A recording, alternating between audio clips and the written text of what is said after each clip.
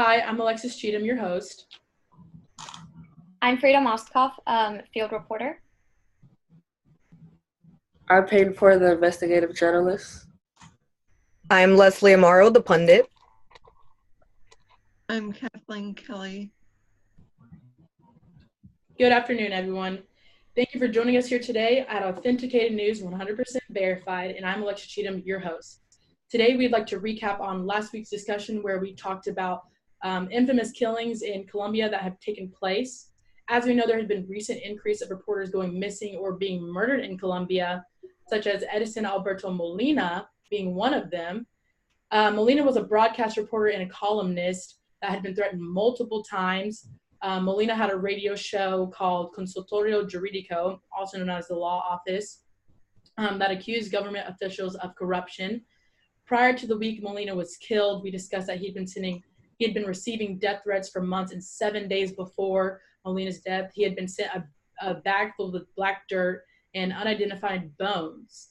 From an anonymous sender. One evening, Molina and his wife were on his motorcycle headed home, and an unidentified gunman to this day shot him 4 times in the head, leading to his death at a hospital. And him and his wife sadly were wounded. His wife lived, but Molina was pronounced dead at the scene. Condolences to the Molina family. And as a result of that, this week we are continuing with our team members going out and compiling information on similar cases that have been discussed. Beginning with our pundit, Leslie Amaro. Good afternoon, Leslie.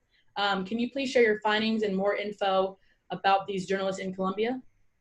Of course. Thank you, Alexis. I would like to start and share a subject that I have been studying for the past 4 years while living here in beautiful Colombia. It is about a reporter who was killed last year in between the dates of April 10th and 12th.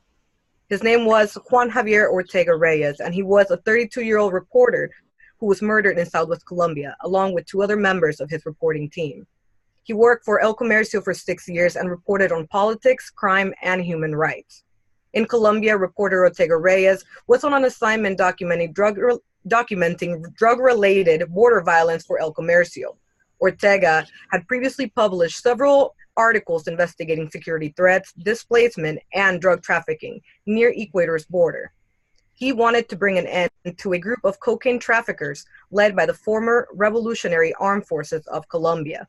However, while trying to bring justice, Ortega Reyes and his team were taken hostage and tortured for 2 months.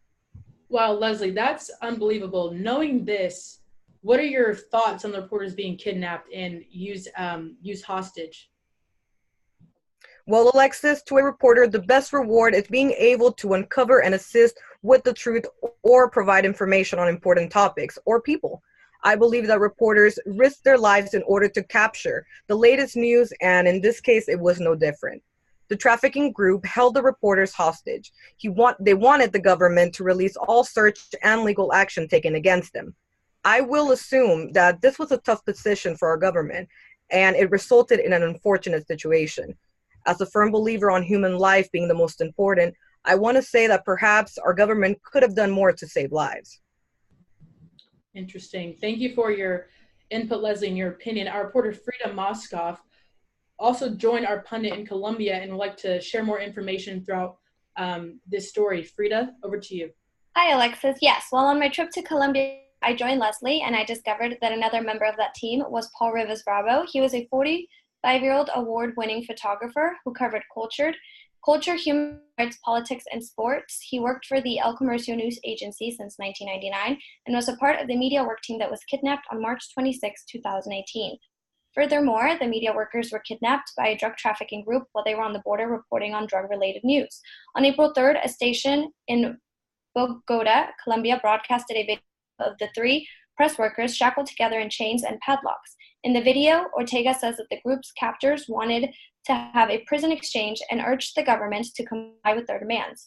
In the video, he says, "Mr. President, our lives are in your hands." The government, however, was unable to comply. On April 13th, 2018, photographs were released of Rivas' team that showed the press workers with bullet wounds in their heads. Police were not able to recover the bodies until 2 months later. The case, however, is not over yet. There is an international investigation going on for this group who continues to threaten, torture, and kidnap reporters and innocent people. According to Frontier Cautiva Project, are 6 arrest warrants linked to this case. Thank you, Frida. And I know you worked with Leslie on this topic. So do you agree with Leslie or disagree with Leslie? I actually disagree with Leslie. I do not think that the government should have helped the reporters. I think that they did the right thing in, worrying about Colombia first, because I think a whole country is more important, and I think they could have put the country at risk if they would have tried to help those 3 reporters who knew what they were getting into. Gotcha. Okay, Frida, thank you for your input. Now our reporter Kathleen Kelly is going to inform us too as well about the journalist that she had been covering. Kathleen? Thank you, Alexis. According to my research, 3.4 million Venezuelans have fled the country because of economic and political turmoil. The United Nations estimates by the end of 2019, there will be 5.3 million Venezuelan refugees and migrants escaping to other countries in the surrounding area. The UN reports that 1.1 million Venezuelans have gone to Colombia alone, not to mention any of the surrounding countries. The excess number of people is causing economic strain on the country, as would be expected. I agree with the government and how it handles reporters because they want to be able to protect their privacy and not have to worry about reporters making them look like sinister people when they're just trying to do their jobs without having someone twist their words. All right, Kathleen. I see how you're kind of intermingling the Venezuelans with the Colombian reporters and how they're actually going to a place that's more dangerous. So over to you, Peyton, our expert journalist. Peyton, what do you have to say about this? Thank you, Alexis. I'll have to personally say I don't agree with Leslie's argument in regards to reporters taking better precautions and not taking part in an investigation. Reyes knew his source of work, and although it might be dangerous, that is his occupation. As an investigating journalist, I deal with this every day, and I take part in every investigation, putting my life on the line. Thank you. Thank you, guys. And that is all for tonight here on Authenticated News, 100% verified. Thank you and good night. See you next week.